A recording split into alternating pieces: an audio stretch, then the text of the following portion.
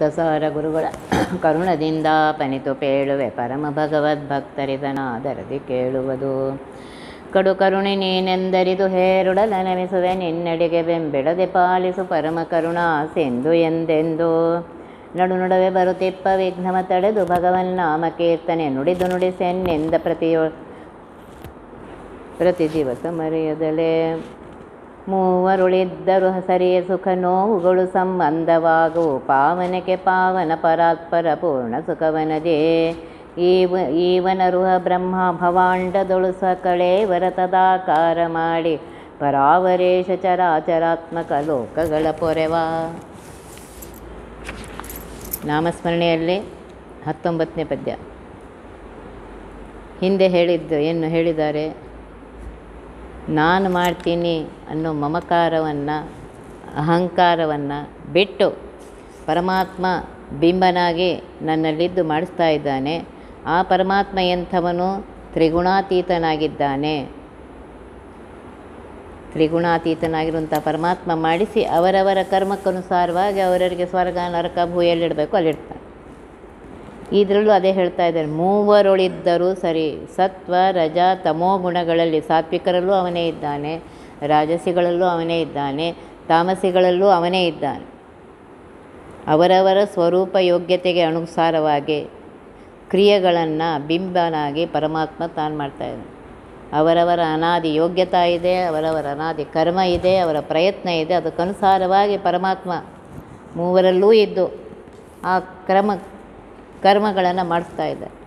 ಸುಖ ನೋವುಗಳು ಸಂಬಂಧವಾಗುವು. ಒಳ್ಳೆಯವರಲ್ಲಿದ್ದಾಗ ದೇವತೆಗಳಲ್ಲೂ ಬ್ರಹ್ಮ ದೇವತೆಗಳಿದ್ದಾನೆ, ಅಲ್ಲಿದ್ದಾಗ ಅವನಿಗೆ ಸುಖ ಆಗುತ್ತೆ. ದೈತ್ಯರಲ್ಲಿದ್ದಾಗ ದುಃಖ ಆಗುತ್ತೆ. ಮನುಷ್ಯರಲ್ಲಿದ್ದಾಗ ಒಮ್ಮೆ ಹಾಗೆ ಒಮ್ಮೆ ಹೀಗೆ. ಇದು ಯಾವುದು ಪರಮಾತ್ಮನಿಗಿಲ್ಲ. ಪರಮಾತ್ಮ ಅಲ್ಲಿ ಇದ್ದಾನೆ, ಯಾವುದನ್ನು ಸಂಬಂಧ ಇಟ್ಕೊಂಡಿಲ್ಲ. ಒಳಗಿದ್ದರೂ ಬೇರೆಯಾಗೇ ಇದ್ದಾನೆ. ಇದೇ ಪರಮಾತ್ಮನ ಮಹಿಮೆ. ಸಂಬಂಧವಾಗವು. ಪಾವನಕ್ಕೆ ಪಾವನನಾಗಿದ್ದಾನೆ. ಪವಿತ್ರಾಣಾಂಚ ಪವಿತ್ರಂ. ಪವಿತ್ರ ಅಂತ ಏನು ಅನಿಸ್ಕೊಂಡಿದೆ ಅದಕ್ಕಿಂತಲೂ ಪವಿತ್ರ ಪರಮಾತ್ಮನಾಗಿದ್ದಾನೆ. ಪರಾತ್ಪರ ಅಂತ ಹೇಳ್ತಾರೆ. ಸರ್ವಶ್ರೇಷ್ಠನಾಗಿದ್ದಾನೆ. ಪರ ಅನಿಸಿಕೊಂಡಂತಹ ಮಹಾಲಕ್ಷ್ಮಿಗಿಂತಲೂ ಉತ್ತಮನಾಗಿದ್ದಾನೆ ಪರಮಾತ್ಮ. ಪೂರ್ಣ ಸುಖವನದೇ. ಸುಖ ಆನಂದ ಸಮುದ್ರ, ಪೂರ್ಣ ಜ್ಞಾನಾನಂದ ಪರಿಪೂರ್ಣನಾಗಿದ್ದಾನೆ ಪರಮಾತ್ಮ. ಈ ವನರುಹ ಭವಾಂಡದೊಳು, ಈ ಬ್ರಹ್ಮಾಂಡದಲ್ಲಿ ಪರಮಾತ್ಮ ಸ್ವಕಳೇವರ ತದಾಕಾರ ಮಾಡಿ. ನೋಡ್ರಿ, ಬಿಂಬನಾಗಿರುವಂತಹ ಪರಮಾತ್ಮ ಆಯಾ ವ್ಯಕ್ತಿಗಳಲ್ಲಿ ಆಯಾ ಪ್ರಾಣಿಗಳಲ್ಲಿ ಅದೇ ರೂಪದಿಂದ ಅದೇ ನಾಮದಿಂದ ಇದ್ದು ಚರಾಚರಾತ್ಮಕ ಲೋಕಗಳ ಜಡಚೇತನ ಎರಡರಿಂದ ಕೂಡಿದಂತಹ ಈ ಪರಮಾತ್ಮ ಈ ಪ್ರಪಂಚದಲ್ಲಿ ಜಡದಲ್ಲಿಯೂ ಇದ್ದಾನೆ, ಚರದಲ್ಲಿಯೂ ಇದ್ದಾನೆ. ಅಲ್ಲಲ್ಲಿ ಅದೇ ರೂಪದಿಂದ ಅದೇ ಆಕಾರದಿಂದ ಇದ್ದು ಎಲ್ಲರನ್ನ ಪರಮಾತ್ಮ ರಕ್ಷಣೆ ಮಾಡ್ತಾ ಇದ್ದಾನೆ. ಪವಿತ್ರಳಾದ ಪಾವನಕ್ಕೆ ಪಾವನ ಅಂತ ಇದ್ದರೆ ಪವಿತ್ರಳಾದ ಗಂಗೆಯನ್ನೂ ಸಹ ಪವಿತ್ರ ಮಾಡೋ ನೀವನೇ. ಗಂಗೆ ಪವಿತ್ರ ಹೇಗಾಗಲೂ ಪರಮಾತ್ಮನ ಪಾದದಿಂದ ಬಂದಂಥ ಪವಿತ್ರ ಆಗಲು. ಅವನ ಪಾದ ತೊಳೆದು ಬಂದಿದ್ದಾಳೆ ಅಂತ ಹೇಳಿ ಅವಳು ಪವಿತ್ರ. ಅವಳಿಗೂ ಪವಿತ್ರವನ್ನು ಮಾಡುವವನು ಈ ಪರಮಾತ್ಮ. ಪರಮಾತ್ಮನ ಪಾದದಿಂದ ಬಂದಿಂದ ಅವಳು ಪವಿತ್ರ. ಸುಖವನದಿ ಅಂತ ಇದ್ದಾರೆ. ಅಷ್ಟೈಶ್ವರ್ಯ, ಸುಖಾದಿ ಅಷ್ಟೈಶ್ವರ್ಯ ಸಂಪೂರ್ಣ ಇದೇನಿದೆ ಅದು ಸಮುದ್ರವೇ ಆಗಿದ್ದಾನೆ ಪರಮಾತ್ಮ. ಆದಿ ಅಂತ್ಯ ಹೇಗೆ ಸಮುದ್ರಕ್ಕೆ ಕಾಣುವುದಿಲ್ಲವೋ ನಿಂತಾಗ ಹಾಗಿದ್ದಾನೆ ಪರಮಾತ್ಮ. ಇಂತಹ ಚಿನ್ಮಯ ಸ್ವರೂಪನಾಗಿರುವಂತಹ ಪರಮಾತ್ಮ ಬ್ರಹ್ಮಾಂಡದ ಒಳಗೂ ಇದ್ದಾನೆ, ಬ್ರಹ್ಮಾಂಡದ ಹೊರಗೂ ಇದ್ದಾನೆ.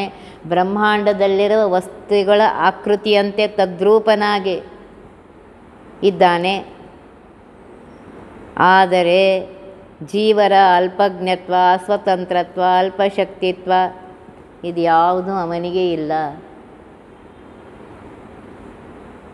ಇದ್ಯಾವುದೂ ಅವನಿಗಿಲ್ಲ. ಆಯಾ ಜೀವಿಗಳ ಯೋಗ್ಯತೆಗನುಸಾರವಾಗಿ ಅಷ್ಟಷ್ಟೇ ಪ್ರಕಟ ಮಾಡುತ್ತಾ ಅವರಿಂದ ಅಷ್ಟೇ ಕೆಲಸಗಳನ್ನು ಮಾಡಿಸ್ತಾ ಇದ್ದ ಪರಮಾತ್ಮ. ಅನಂತ ಕಲ್ಯಾಣ ಗುಣಪೂರ್ಣ, ಸರ್ವಶಕ್ತಿತ್ವ, ಸ್ವತಂತ್ರ, ಸರ್ವಜ್ಞತ್ವ ಎಲ್ಲ ಪರಮಾತ್ಮ ಹಾಗೇ ಇದೆ. ಇದನ್ನು ನಾವೆಲ್ಲರೂ ನೆನಪಿಟ್ಕೊಳ್ಬೇಕು. ಪರಮಾತ್ಮ ಎಲ್ಲೇ ಇದ್ದರೂ ಅನಂತ ಕಲ್ಯಾಣ ಗುಣ ಪರಿಪೂರ್ಣನಾಗೇ ಇದ್ದಾನೆ, ಸರ್ವಸ್ವಾಮಿಯಾಗೇ ಇದ್ದಾನೆ. ಆದರೆ ಆಯಾ ವಸ್ತುಗಳಿಂದ ಆ ಕ್ರಿಯೆಗಳನ್ನು ಮಾಡುವುದಕ್ಕೋಸ್ಕರ ಅಲ್ಲಿ ಇದ್ದಾನೆ. ಆದ್ದರಿಂದ ಈ ಚರಾಚರಾತ್ಮಕವಾಗಿರುವಂಥ ಲೋಕದಲ್ಲಿ ಆ ಸರ್ವೋತ್ತಮನ ಪರಾವರೇಶ ಸರ್ವೋತ್ತಮನಾಗಿರುವಂತಹ ಮಹಾಲಕ್ಷ್ಮೀ ಪತಿಯಾಗಿರುವಂತಹ ಪರಮಾತ್ಮ ತದಾಕಾರವಾಗಿ ಇದ್ದುಕೊಂಡು ಎಲ್ಲರನ್ನ ರಕ್ಷಣೆ ಮಾಡ್ತಾ ಇದ್ದಾನೆ. ಪ್ರತಿ ಕ್ಷಣಕ್ಕೆ ಅವನು ಎಲ್ಲರನ್ನು ರಕ್ಷಣೆ ಮಾಡ್ತಾ ಇದ್ದಾನೆ. 20 ಈ ನಿಮಿತ್ತ ನಿರಂತರ ಸ್ವಾಧೀನ ಕರ್ತೃತ್ವವನ್ನು ಮರೆದೆ ಏನು ಮಾಡುವುದೆಲ್ಲ ಹರಿ ಒಳ ಹೊರಗೆ ನೆಲೆಸಿದ್ದು ತಾನೇ ಮಾಡುವೆನೆಂದರೆದು ಮದ್ದಾನೆ ಎಂದದಿ ಸಂಚರಿಸು ಪವಮಾನ ವಂದಿತ ಒಂದ ರಕ್ಷಣ ಬಿಟ್ಟಗಲ ನಿನ್ನ.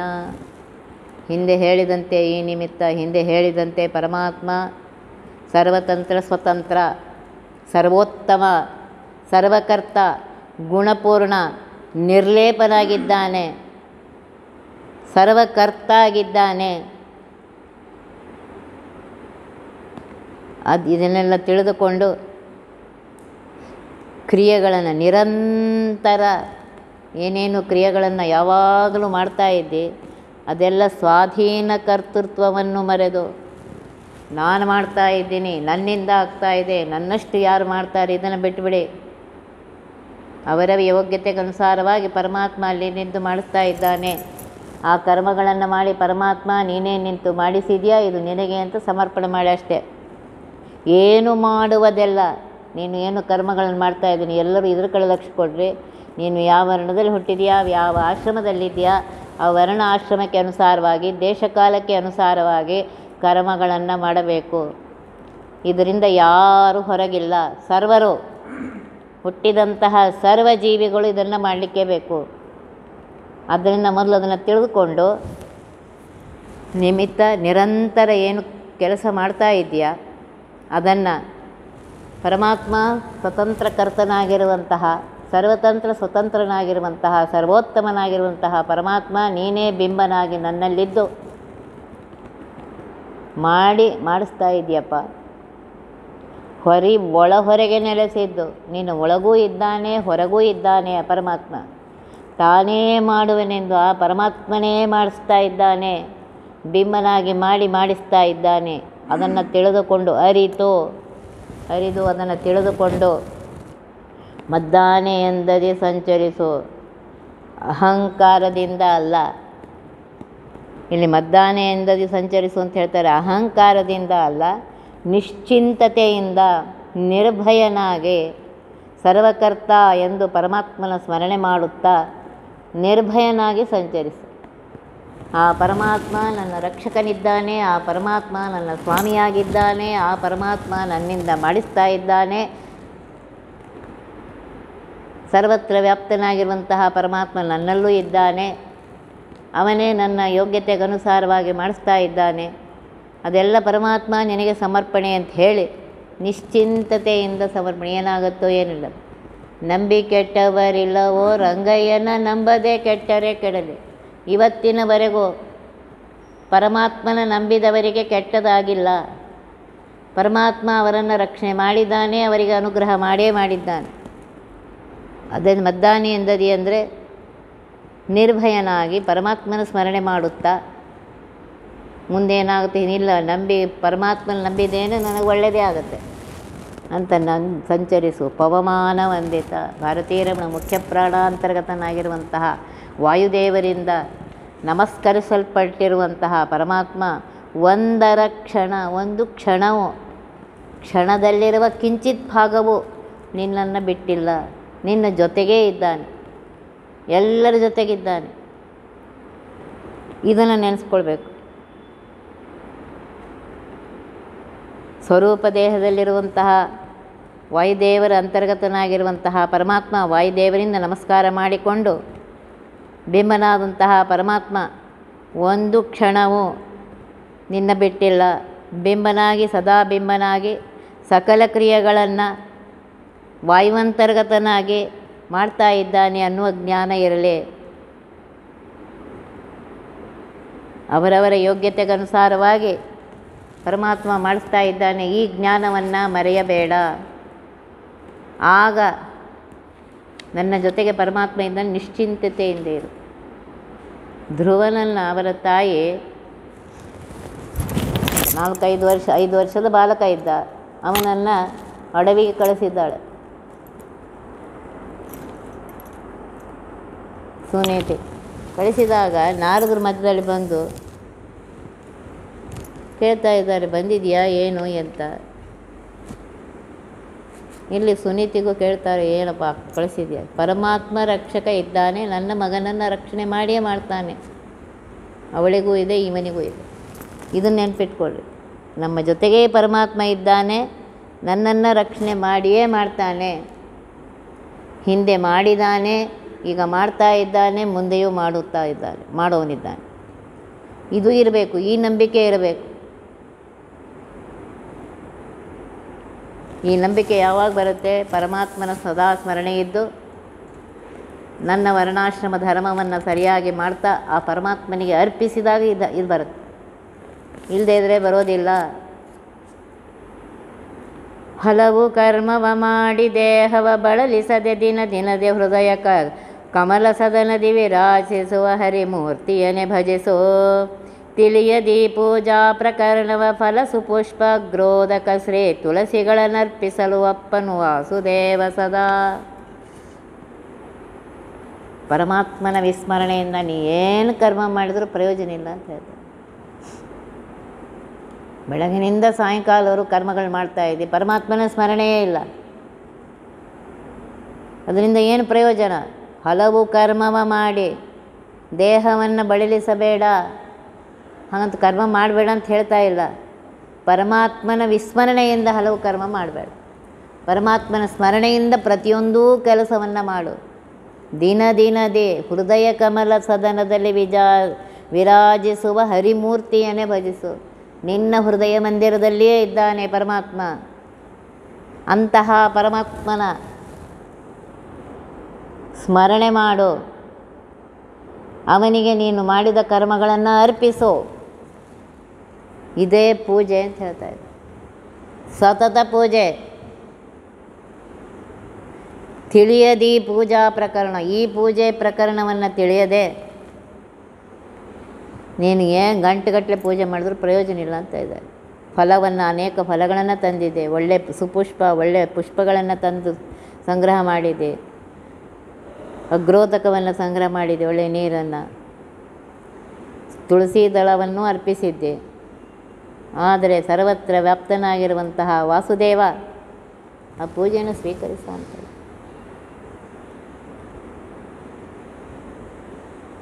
ಅದು ಸರಿ, ಬೆಟ್ಟಿಗಳ ನೆವದಿಂದಲಾಗಲಿ, ಹೊಟ್ಟೆ ಓಸುವ ವಾದಳಾಗಲಿ, ಕೆಟ್ಟ ರೋಗ ಪ್ರಯುಕ್ತವಾಗಲಿ, ಅಣಕದಿಂದೊಮ್ಮೆ ನೆಟ್ಟೆಸೊರೆನೆಂಬಾಯ್ದರಿದು ಹರಿವಿಠಲ ಸಲಹೆಂದನಲು ಕೈಗೊಟ್ಟು ಕಾಯುವ ಕೃಪಾಳು ಸಂತತ ತನ್ನ ಬಕುತರನು. ಹೇಗೆ ಪರಮಾತ್ಮನ ಸ್ಮರಣೆ ಮಾಡಿದಲ್ಲಿ ಪೂಜೆ ಮಾಡಬೇಕು ಅಂತ ಎಲ್ಲ ಸಂಗ್ರಹ ಮಾಡಿದ್ದು, ಎಲ್ಲ ಮಾಡಿದ್ವಿ, ಅದಕ್ಕೆ ಫಲವನ್ನು ಕೊಡ್ತಾ ಇದ್ದಾನೆ. ಅಂದರೆ ಪಾಸ್ ಇಲ್ಲ, ಅದೆಷ್ಟು ನಂಬರ್ ಕೊಟ್ಟಿದ್ದಾನೋ ಅವನು ಪೂಜೆ ಮಾಡೋನಿಗೆ ಗೊತ್ತು, ಅವನಿಗೆ ಕೊಡೋನಿಗೆ ಗೊತ್ತು. ಅದರಿಂದ ಹೇಳ್ತಾರೆ, ಹಲವು ಕರ್ಮ ಮಾಡಿ ಈ ದೇಹವನ್ನು ಬಳಲಿಸಿ ದಂಡಿಸಿ ಮಾಡುವಾಗ ಆ ಹೃದಯ ಕಮಲದಲ್ಲಿರುವಂತಹ ಪರಮಾತ್ಮನನ್ನು ಭಜಿಸದೆ ನೀ ಏನು ಮಾಡಿದ್ರೂ ಪ್ರಯೋಜನ. ಅವನನ್ನು ಭಜಿಸು, ಅವನೇ ಮಾಡಿಸ್ತಾ ಇದ್ದಾನೆ. ನಾನು ಕೂತ್ಕೊಳ್ಳೋ ಶಕ್ತಿ ಅವನೇ ಕೊಟ್ಟಿದ್ದಾನೆ, ನಿಲ್ಲುವ ಶಕ್ತಿ ಅವನೇ ಕೊಟ್ಟಿದ್ದಾನೆ, ಹೊಟ್ಟೆಗೆ ಅನ್ನವನ್ನು ಅವನೇ ಕೊಟ್ಟಿದ್ದಾನೆ, ಅದನ್ನು ಜೀರ್ಣ ಮಾಡುವವನು ಅವನೇ. ಹೆಂಡತಿ, ಮಕ್ಕಳು, ಬಂಧು ಬಳಗ ಎಲ್ಲ ಅವನ ಅನುಗ್ರಹದಿಂದ ಸಿಕ್ಕಿದೆ ನನಗೆ. ಅವರಲ್ಲಿದ್ದುಕೊಂಡು ಆ ಸುಖವನ್ನು ಕೊಡುವವನು ಅವನೇ. ಇದನ್ನು ತಿಳಿದುಕೊಂಡು ಹೃದಯ ಕಮಲ ಸದನದಿ ಹೇಳ್ತಾ ಇದ್ದಾರೆ, ಹೃದಯದಲ್ಲಿರುವಂಥ ಅಷ್ಟದಳ ಕಮಲದಲ್ಲಿರುವಂತಹ ವಿರಾಜಿಸುವ ಅಲ್ಲಿರುವಂತಹ ಹರಿಮೂರ್ತಿಯನ್ನು ಮೊದಲು ಭಜಿಸು, ಅವನನ್ನು ಮರೆಯಬೇಡ. ಈ ಪೂಜಾ ಕ್ರಮವನ್ನು ತಿಳಿದುಕೊಂಡು ನೀನು ಫಲ ಪುಷ್ಪ ಏನು ಸಿಕ್ಕಿದೆ ಅದನ್ನು ಪೂಜೆ ಮಾಡಿದ್ರೆ ಪರಮಾತ್ಮ ಸ್ವೀಕಾರ ಮಾಡಿ. ಅದನ್ನು ಬಿಟ್ಟು ನನ್ನಷ್ಟು ನಾನು ನನ್ನಷ್ಟು ಅಂತ ಅಹಂಕಾರ ಮಮಕಾರಗಳಿದ್ದರೆ ಆ ಪೂಜೆಯನ್ನು ಪರಮಾತ್ಮ ಸ್ವೀಕರಿಸ ಅಂತ ಹೇಳ್ತಾ ಇದ್ದಾರೆ. ಹರಿಯ ವಿಸ್ಮರಣೆ ಬೇಡ, ಹರಿಯ ವಿಸ್ಮರಣೆಯನ್ನು ಸರ್ವಥಾ ಮಾಡಬೇಡ. ಮಾನಸ ಪೂಜಾ ಬಿಂಬೋಪಾಸನೆ ಎರಡೂ ಹೇಳ್ತಾ ಇದ್ದಾರೆ. ಮಾನಸ ಪೂಜೆಯನ್ನು ಹೇಳಿದ್ದಾರೆ, ದಿನಾಗಲೂ ಇದನ್ನು ಮಾಡಬೇಕು. ಆ ಪೂಜೆಯನ್ನು ಮಾಡಿದ ಮೇಲೂ ಇದನ್ನು ಮಾಡಬೇಕು ಮನಸ್ಸಿನಲ್ಲಿ. ಆ ಪರಮಾತ್ಮ ಇಷ್ಟೆಲ್ಲ ಕೆಲಸ ಮಾಡಿಸ್ತಾ ಇದ್ದಾನೆ ನೋಡಿ. ಅದನ್ನೇ ಪ್ರಾಣಿಸ ಹೃದಯ ಮಂದಿರ ವೈವರ ತಿಳಿದು ಈ ಪರಿಯಲ್ಲಿ ಪೂಜೆ ಮಾಡ್ಬೋದು ಸುಜನರು ಅಂತ ಹೇಳಿದ್ದಾರೆ. 27-30 ನೋಡಿ ಹಾಡಿನಲ್ಲಿ ಬರೆದು ಹೇಳ್ತಾ ಇದ್ದಾರೆ. ಹೃದಯ ಮಂದಿರದಲ್ಲೇ ಪರಮಾತ್ಮ ಇದ್ದಾನೆ. ಆ ಮಂದಿರದ ವಿವರಣೆಯನ್ನು ಮಾಡಿ ಅಲ್ಲಿರುವಂತಹ ಪರಮಾತ್ಮ ಬಿಂಬ ಯಾವ ರೀತಿ ನಮ್ಮಿಂದ ಕೆಲಸ ಮಾಡಿಸ್ತಾ ಇದ್ದಾನೆ ಇದನ್ನು ತಿಳ್ಕೋ. ಮನಸ್ಸಿನಲ್ಲಿ ಪೂಜೆ ಮಾಡು. ಆ ಪೂಜೆಯನ್ನಂತೂ ಮಾಡಲಿಕ್ಕೇ ಬೇಕು. ಮನಸ್ಸಿನಲ್ಲಿ 24 ಶ್ವಾಸ ಇದ್ದೇವರು ಯಾವಾಗಲೂ ಆ ಪರಮಾತ್ಮನ ಸ್ಮರಣೆ ಇರಲಿಕ್ಕೇ ಬೇಕು. ನಿನ್ನಿಂದ ಏನು ಕೆಲಸ ನಡೀತಾ ಇದೆ ಅದು ನಿನ್ನಿಂದ, ಇದು ನೆನಪಿರಬೇಕು ಅಂತಾರೆ. ಅದಕ್ಕೆ ಹೇಳ್ತಾ ಇದ್ದಾರೆ, ಹರಿವಿಸ್ಮರಣೆ ರೂಪವಾಗಿರುವಂತಹ ಅನೇಕ ಕರ್ಮ ಪೂಜಾದಿಗಳನ್ನು ಮಾಡಿದರೆ ಪರಮಾತ್ಮ ಇಲ್ಲ. ವಿಸ್ಮರಣೆಯಿಂದ ಮಾಡಿದರೆ ಇಲ್ಲ. ಪರಮಾತ್ಮನ ಸ್ಮರಣೆ ಪ್ರತಿ ಕ್ಷಣಕ್ಕಿರಬೇಕು. ನಿರಂತರದಲ್ಲಿ ಪ್ರತಿ ಕ್ಷಣಕ್ಕೆ ಹೃದಯ ಮಂದಿರದಲ್ಲಿರುವಂತಹ ಆ ಪರಮಾತ್ಮನ ಸ್ಮರಣೆಯನ್ನು ಮಾಡು. ಅವನನ್ನು ಭಜಿಸು. ಆ ಬಿಂಬನ ಉಪಾಸನೆಯನ್ನು ಮಾಡು. ಉಪಾಸನೆ ಅಂದ್ರೇನು? ಹತ್ತಿರದಲ್ಲಿರುವುದು. ಹೃದಯ ಮಂದಿರದಲ್ಲೇ ಇದ್ದಾನೆ, ನನ್ನ ಒಳಗೆ ಇದ್ದಾನೆ, ಹೊರಗೆಲ್ಲೂ ಹುಡ್ಕೋದಿಲ್ಲ. ಒಳಗೆ ಇದ್ದಾನೆ, ಅಂತರಂಗದಲ್ಲಿ ಹೃದಯ ಮಂದಿರದಲ್ಲಿ ಇರುವಂತಹ ಆ ಪರಮಾತ್ಮನನ್ನು ನೋಡು. ಅವನ ಸ್ಮರಣೆಯನ್ನು ಮಾಡು. ಸದಾ ಅವನು ಮಾಡಿದ ಉಪಕಾರವನ್ನು ನೆನೆಸು.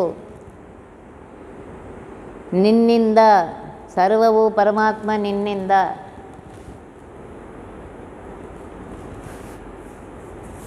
ಈ ಸ್ಮರಣೆ ಇದ್ದರೆ ಅಂತಹ ಪೂಜೆಯನ್ನು ಪರಮಾತ್ಮ ಸ್ವೀಕಾರ ಮಾಡ್ತಾನೆ.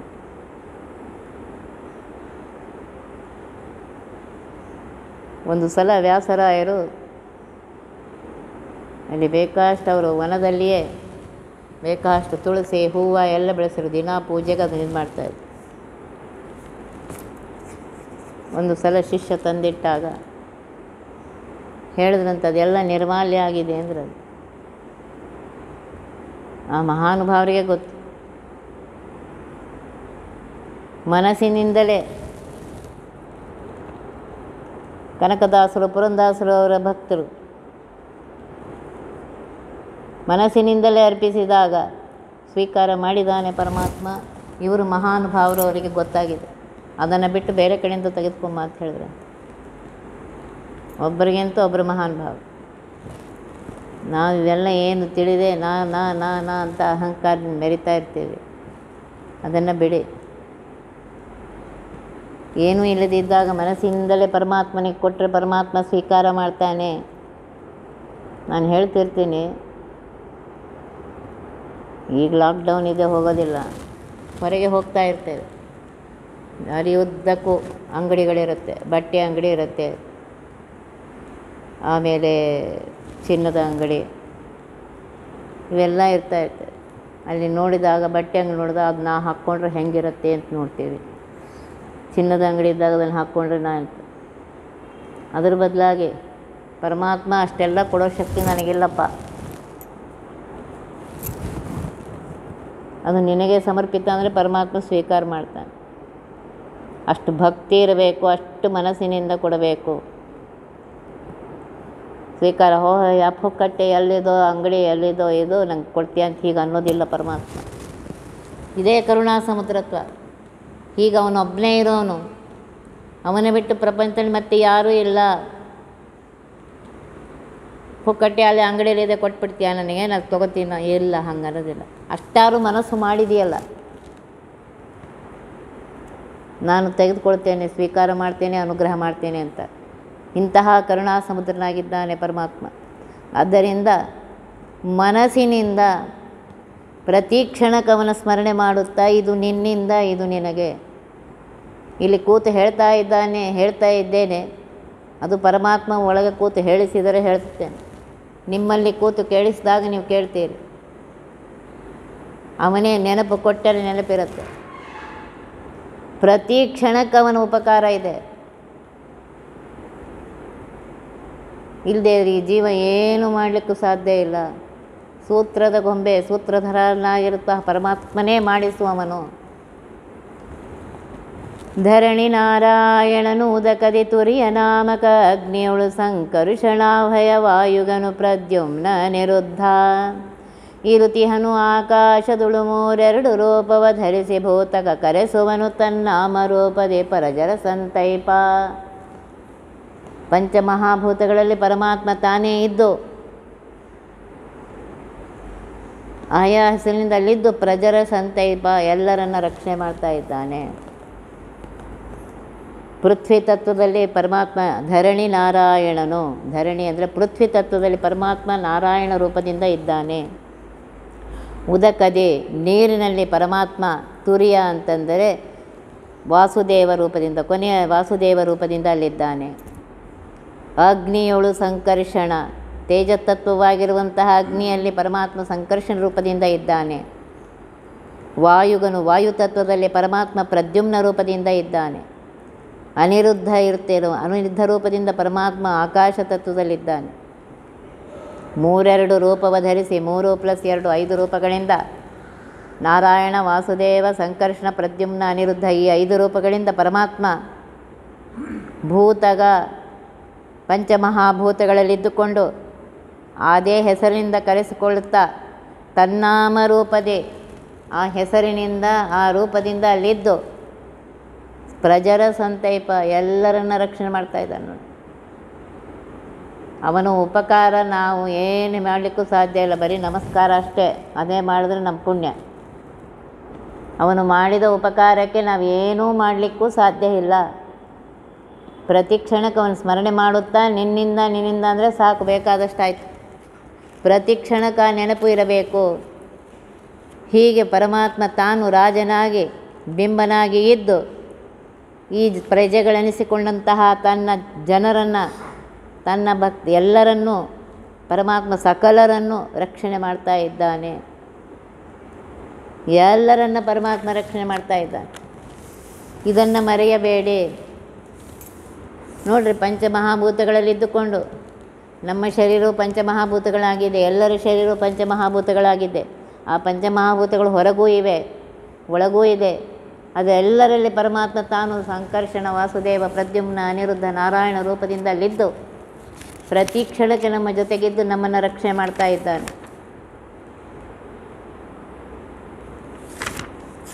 ಘನಗತನು ತಾನಾಗಿ ನಾರಾಯಣನು ತನ್ನಾಮದಲ್ಲಿ ಕರೆಸುವ ವನದ ಗರ್ಭೋದಕದಿ ನೆಲೆಸಿಹ ವಾಸುದೇವಾಖ್ಯ.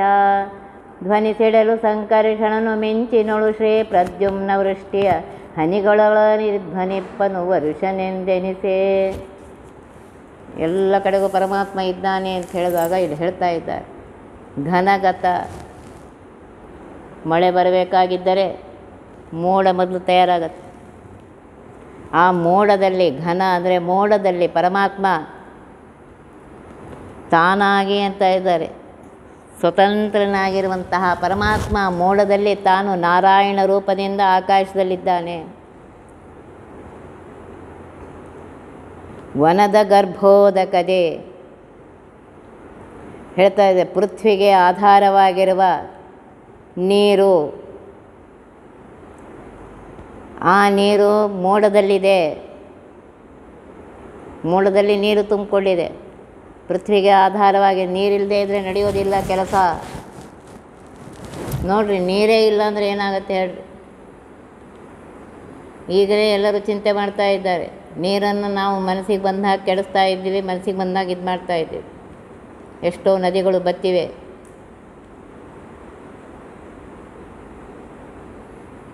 ನೀರೇ ಇಲ್ಲದೆ ಇದ್ದಾಗ ಹೇಗೆ ನಡೆಯುತ್ತೆ ಹೇಳ್ರಿ ಕೆಲಸ. ಪ್ರತಿ ಕ್ಷಣಕ್ಕೆ ನೀರು ಬೇಕೇ. ನೀರಿಲ್ಲದೆ ಇದ್ದರೆ ಕೆಲಸವೇ ನಡೆಯೋದಿಲ್ಲ. ಅಂತಹ ನೀರಿರುವಂತಹ ಮೋಡದಲ್ಲಿ ಪರಮಾತ್ಮ ವಾಸುದೇವ ರೂಪದಿಂದ ಇದ್ದಾನೆ. ಆ ನೀರು ಪೃಥ್ವಿಗೆ ಆಧಾರವಾಗಿದೆ. ಗುಡುಗು ಸಿಡಿಲು ಮೋಡ ತುಂಬಿದೆ, ಇನ್ನು ಮಳೆ ಬರೋಕ್ಕಿಂತ ಪೂರ್ವದಲ್ಲಿ ಜೋರಾಗಿ ಗುಡುಗು ಸಿಡಿಲು ಬರುತ್ತೆ. ಆ ಗುಡುಗು ಸಿಡಿಲಿನ ಧ್ವನಿ ಏನಿದೆ, ಅಲ್ಲಿ ಪರಮಾತ್ಮ ಸಂಕರ್ಷಣ ರೂಪದಿಂದ ಇದ್ದಾನೆ.